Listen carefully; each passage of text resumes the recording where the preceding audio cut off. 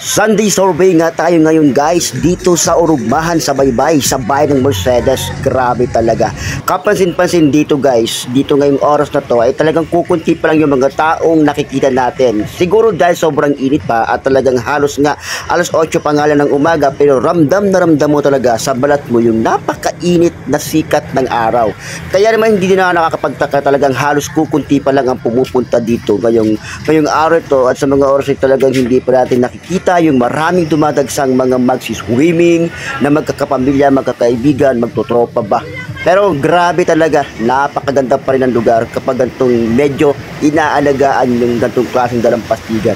Kaya naman nakakatuwang isipin na marami na rin naman natatayo ng mga tolda dito sa mga oras na ito, bagamat kukunti pa lang talaga yung mga taong nakikita natin.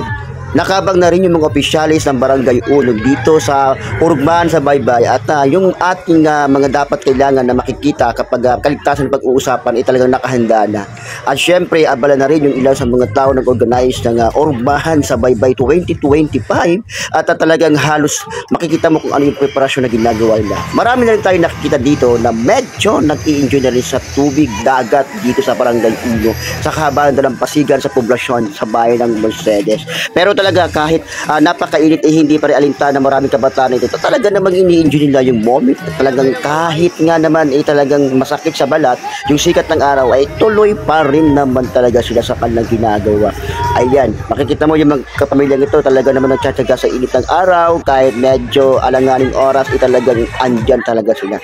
Pero maya-maya sigurado ko dadagsang maraming tao dito, at yun ang inaantabayan natin kung ano yung mangyayari o magiging ganap ba sa Urugmahan sa Baybay 2025. Pero alam ba, kabaliktaran naman ito dito sa Sabangan. Dito makikita yung mga warning sign na kung saan nagpapaalala sa mga dumarating na mga bakasyonista ba o yung mga maliligo dito sa Sabangan mismo.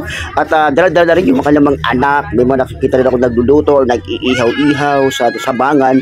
Nakabit-kaiba ito doon mismo sa pagitan ng poblasyon ng bayan ng Mercedes. Dito sa Sabangan, makikita mo dito yung marami sa mga taong talaga namang andito na, nagtayo na ng mga tent at naliligo na rin naman sila. At marami na rin pamilya rito ang nakikita natin talagang nag-i-enjoy na rin sa tubig dagat, at kahit sobrang sikat ng araw hindi ito alintana ng mga taong naliligo ngayong araw na ito. Kaya naman papahuli ka ba, kaya dapat sana line up ka. At dito syempre huling araw ito ng Holy Week.